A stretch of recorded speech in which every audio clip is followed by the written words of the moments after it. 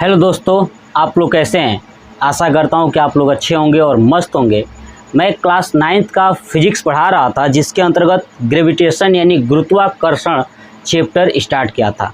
मैंने आपको इसके पहले एक वीडियो अपलोड किया था, द्रव्यमान तथा भार में अंतर। अगर वो वीडियो आपने नहीं देखा है तो ज़रूर देखिएगा, ठीक है। और देखने के बाद आपको समझ में आएगा कि कहाँ पे द्रव्यमान परिवर्तन होता है और कहाँ पे भार परिवर्तन होता है। क्लियर। तो ये चीज़ें देख लीजिएगा। और गुरुत्वाकर्षण चैप्टर का ये लास्ट टॉपिक है, जिस पे हम लोग न्यूमेरिकल्स करेंगे और मैं आपको बहुत बेहतरीन कॉन्सेप्ट समझाऊंगा और आप समझ जाओगे ना, तो आप इस पर आने वाले न्यूमेरिकल्स बहुत ही आसानी से कर लोगे। गुरुत्वाकर्षण से संबंधित जो भी न्यूमेरिकल्स पूछे जाएंगे। तो चलिए वीडियो को स्टार्ट करते हैं। आज का टॉपिक यही है कि गुरुत्व के अधीन गति का समीकरण, है ना। गुरुत्व के अधीन गति का समीकरण। देखिए, गुरुत्व के अधीन, है ना, गुरुत्व के अधीन गति का समीकरण। अब आप पहले से जानते हो कि गति का समीकरण यानी न्यूटन ने गति के समीकरण 3 दिए थे। क्या क्या दिया था, ध्यान से देखिए। पहला, v बराबर u प्लस AT, आपको ये पता होगा। दूसरा दिया था s बराबर ut plus half AT square. Clear. तीसरा दिया था v स्क्वायर बराबर u स्क्वायर प्लस 2as।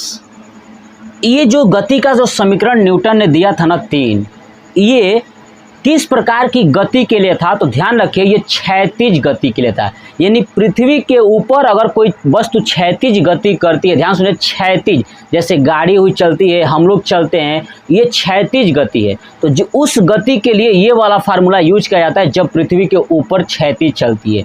लेकिन यहाँ पे शब्द है गुरुत्व के अधीन, यानी इस पे गुरुत्वीय त्वरण लगेगा। क्या लगेगा, इसी पर गुरुत्वीय त्वरण लगेगा। यानी जब कोई वस्तु ऊपर और नीचे गति करेंगी, अगर वस्तु क्षैतिज गति कर रही है ऐसे, ठीक है, उसका ये वाला फार्मूला लगेगा। लेकिन अगर वस्तु ऊपर और नीचे गति करेगी, उसको बोलेंगे गुरुत्व के अधीन गति का समीकरण लगाएंगे। वहाँ पे क्या लगाएंगे, गुरुत्व के अधीन गति का समीकरण। क्यों, क्योंकि देखिए ये वस्तु है, तो वस्तु को अगर मैं छोड़ूंगा तो नीचे की तरफ आ रहा है, मतलब पृथ्वी के द्वारा इसके ऊपर गुरुत्वीय त्वरण के लगाने से खींचा जा रहा है। तो अब बताइए, देखिए वस्तु यहाँ पे है, मान लीजिए कि जमीन से ये यहाँ तक है, यानी ऊंचाई है। क्या है, ये ऊंचाई। जमीन से वस्तु यहाँ पर है अगर मार्कर, तो ये ऊंचाई है। क्या है, ये ऊंचाई। तो देखिए जहाँ पे इस समीकरण में एस है ना, एस, यानी एस को बोलते हैं विस्थापन। क्या बोलते हैं,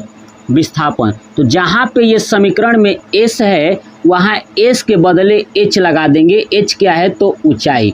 ध्यान सुनिए, विस्थापन ही क्या बन जाएगा, ऊंचाई बन जाएगा।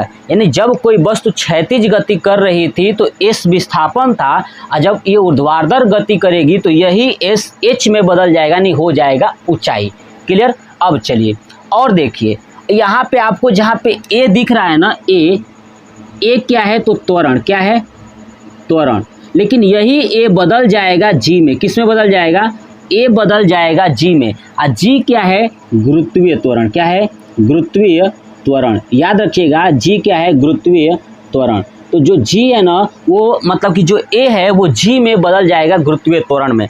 यानी जब कोई वस्तु ऊपर जाएगी तो भी नीचे से गुरुत्वीय त्वरण इसको खींचेगा, और जब नीचे आएगी तो भी खींचेगा। मतलब हर सिचुएशन में इसके ऊपर गुरुत्वीय त्वरण लग रहा है नीचे खींचने का, है ना। नीचे बार बार इसको खींचा जा रहा है ना। देखिए जब से मार्कर ऊपर फेंकूंगा, देखिए नीचे आ गया।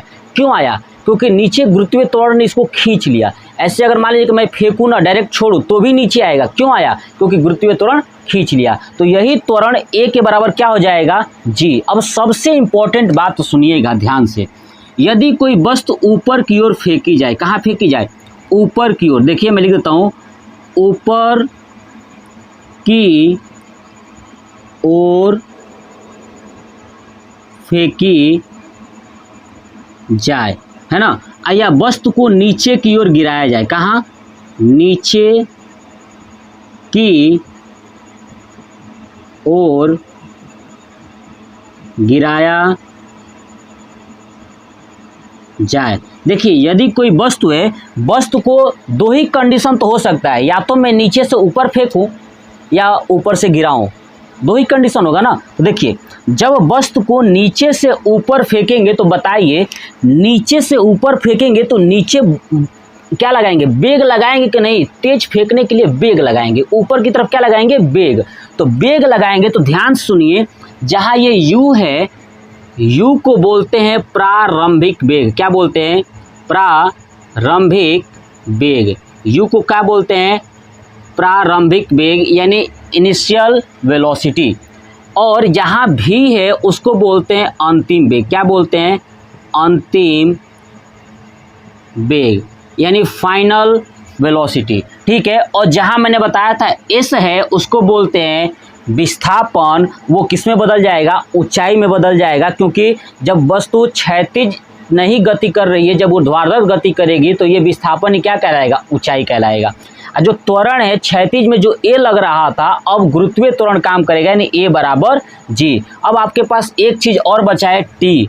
टी क्या है, तो समय। क्या है, समय। अब आप ध्यान से सुनिए, जब कोई वस्तु नीचे से ऊपर की ओर जाएगी, कहाँ जाएगी, ऊपर की ओर। कहाँ से, नीचे से जब ऊपर की ओर फेंकेंगे तो नीचे वेग ज़्यादा लगाना पड़ेगा, यानी नीचे वाला वेग क्या कहलाएगा, प्रारंभिक वेग। क्या कहलाएगा, नीचे प्रारंभिक वेग।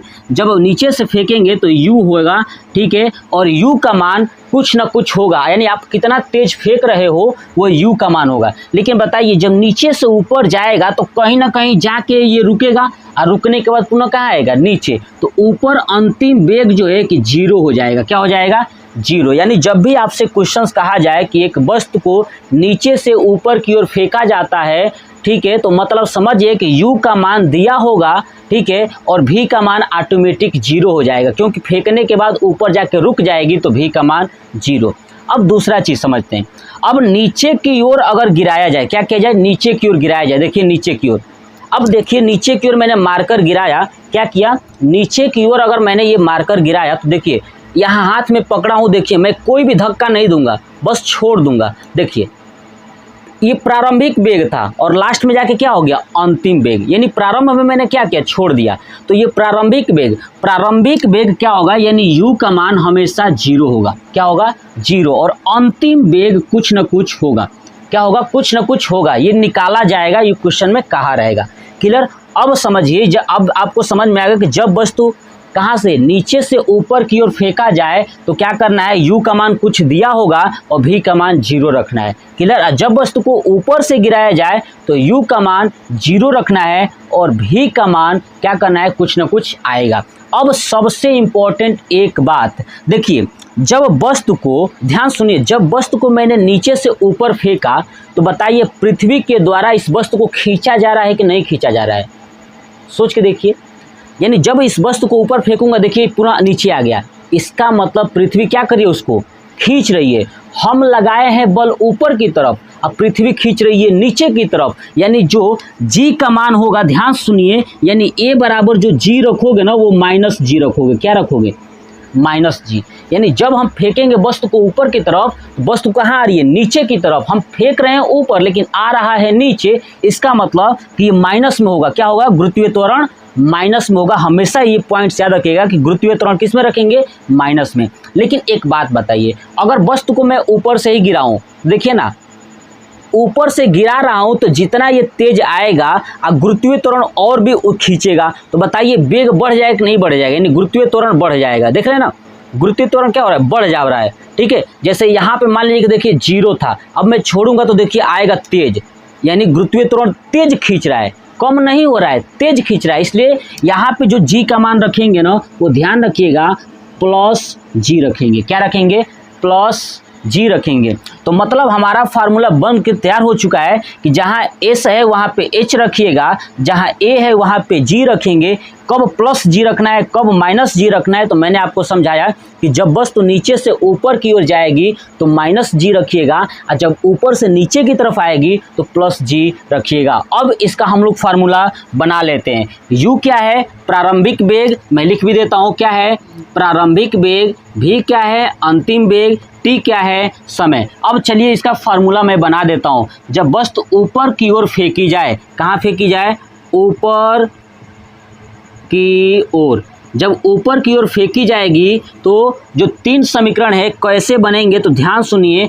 v और u तो वही रहने वाला, t वही रहेगा, बस a को चेंज करना है और s को चेंज करना है। तो देखिए v बराबर u, अब यहाँ पे देखते हैं कि g टी तो लगेगा ही लगेगा, क्योंकि ए के जगह पे क्या कर लेना है, जी कर लेना है। लेकिन बात आती है कि जी को माइनस करे या प्लस करे। देखिए जब वस्तु को ऊपर की ओर फेंकेंगे तो जी क्या है, माइनस, तो यहाँ पे हो जाएगा v बराबर u माइनस जी टी। दूसरा क्या है, s। अब देखिए ये है s के जगह पे क्या रखना है, h, तो रख देंगे h बराबर यू टी।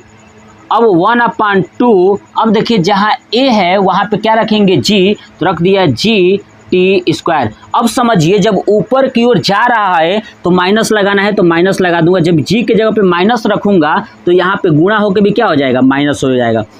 तीसरा v स्क्वायर बराबर u स्क्वायर। अब देखिए 2gh, 2gh क्यों, तो देखिए 2as है, तो a के जगह पे g, s के जगह पे h, ये ऊपर जा रहा है तो माइनस में लगेगा, तो रख देंगे u square minus 2gh। Clear, ये कहाँ है, ऊपर की ओर। ठीक है, इसको नोट करिए और स्क्रीनशॉट ले लीजिए कि ये ऊपर की ओर जाएगा तो ये वाला फार्मूला लगाना है।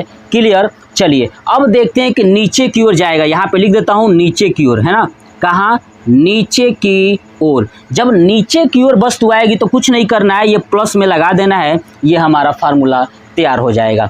यानी इस पे मैं क्वेश्चंस आपको नेक्स्ट पार्ट में कराऊंगा, और ये मैंने आपको बताया, ये सीखिए और समझिए। इस पर जब क्वेश्चंस लाऊंगा तो आपको मैं वहाँ पे फिर समझाऊंगा नहीं, डायरेक्ट सवाल सॉल्व करेंगे। तो आपको समझ में आ गया ना कि जब वस्तु को ऊपर से गिराया जाएगा तो नीचे और गुरुत्वीय त्वरण से ज़्यादा बढ़ के खींचेगा, इसलिए जी का मान प्लस। और जब नीचे से फेंकेंगे ना तो ऊपर जाके इसका क्या हो जाएगा, शून्य हो जाएगा, वेग शून्य हो जाएगा, मतलब नीचे कोई खींच रहा था, जी का मान कम हो रहा था, यानी माइनस लगा देंगे। क्या लगा देंगे, माइनस। तो ये था हमारा क्लास 9 का गुरुत्वाकर्षण चैप्टर का लास्ट टॉपिक, गुरुत्व के अधीन गति का समीकरण। क्लियर, तो जो ये समीकरण मैंने बताया ना, आपको याद कर लीजिए, और इस वीडियो में यानी इस चैप्टर का जितने भी क्वेश्चंस आते हैं न्यूमेरिकल्स बोर्ड एग्जाम में या कंपटीशन में, मैं आपको पूरा A to Z कराऊंगा। ठीक है, तो ये वीडियो कैसा लगा कमेंट बॉक्स में कमेंट करके ज़रूर बताइएगा। जय हिंद, जय भारत,